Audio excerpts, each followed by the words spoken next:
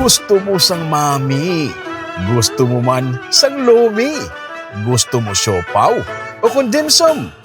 Initanan, ara lang sa isa kakalanaan sa Bacolod. Ini ang kantuan ta sa sining episode.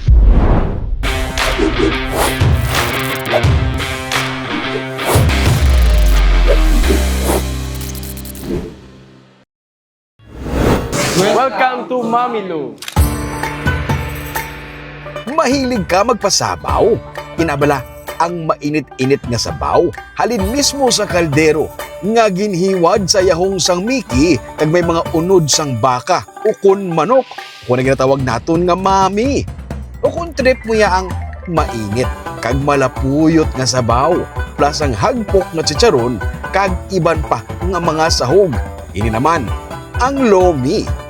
Subong, may isa ka lugar nga pwede ka makapang mami, chicken man o kung beef. Pwede man makapang lomi. Kag, masa ang lugar. Everybody, welcome diri. Ini ang Mami Lou by Apollo. Mami Lou is short for Mami and Lomi. Pero para sa tag-iya sini nga si Homer Van Chong, may isa pa gid ini ka meaning. Mami Lou, Mami Lou stands as Mami, Lomi. Okay. Pero at the same time, no, ang mga tawag sa mga bata ko, sa mga cousins niya, sa ila, mga lola, is Mami Lou. So why not himonta lang Mami Lou? Mami Lou. So tiyan mo na, Mami Lomi, and at the same time, amo na tawag nila sa ila mga lola. Si Van, ang apusang nagsugod sang Apollo nga kalanaan sa Bacolod nga subong. 57 years na nga naghatag sang memories sa mga lamesa sang Negrense pinagi sa ilang mga pagkaon. Halin sa Apollo, gusto ni Van nga ipalapit pagid sa tao ang mga all-time favorite nga mami kag lomi, kag nagbutang siya sang Mami Lou sa Barangay Bata sa Bacolod.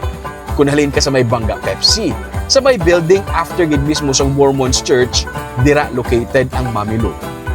Suno kay Van, isa sa mga pinakasikat kag in-demand nga pagkaon sa Apollo humalinsad to, amo ang ila nga lomi. Gani, napinsaran niya nga maghimo sang isa ka kalan-an para mag-focus naman sa lomi plus mami kag iban pagit. Way back 1980s, sa Plaza Mart, amo na usually na tong baligya lang lomi, tinapay, soft drinks. Sa gamay pa ko na to, 3 years old, 4 years old, 5 years old.